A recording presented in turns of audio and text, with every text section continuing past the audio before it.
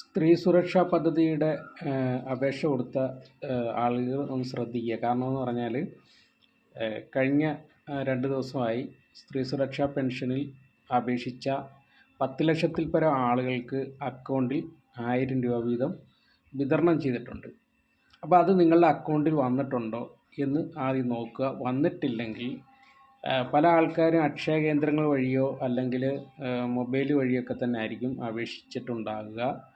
അങ്ങനെയുള്ളവർ ഇതിൻ്റെ നോട്ടിഫിക്കേഷൻ വല്ലതും വന്ന് കിടപ്പുണ്ടോ നോക്കുക. മൊബൈൽ വഴി അപേക്ഷിച്ചവരാണെങ്കിൽ നിങ്ങൾ അതിൻ്റെ നോട്ടിഫിക്കേഷൻ വന്ന് കിടപ്പുണ്ടോ നോക്കുക. കാരണം പല ആളുകൾക്കും നമ്മളത് അപ്ഡേറ്റ് ചെയ്ത സമയത്ത് ചെറിയ തെറ്റുകളൊക്കെ വന്നിട്ടുണ്ട്. എന്ന് വെച്ച് കഴിഞ്ഞാൽ ഫോണിൽ വഴിയാണെങ്കിൽ ചിലപ്പം മിക്ക ആളുകൾക്കും വന്നിരിക്കുന്നത് ഡേറ്റ് ഓഫ് ബർത്തിൻ്റെ ഒരു പ്രശ്നമാണ് വന്നിരിക്കുന്നത്.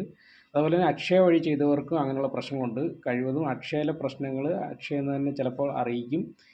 എന്തായാലും നിങ്ങൾക്ക് അങ്ങനെ എന്തെങ്കിലും ഒരു നോട്ടിഫിക്കേഷൻ വന്ന് കിടപ്പുണ്ടോ നോക്കുക. കാരണം ആദ്യം അപേക്ഷിച്ച ആളുകളിൽ നിന്ന് തിരഞ്ഞെടുക്കപ്പെട്ട, അതായത് യോഗ്യതയുള്ള 10 ലക്ഷത്തിൽ പരം ആളുകൾക്ക് അക്കൗണ്ടിൽ പണം എത്തിക്കഴിഞ്ഞു.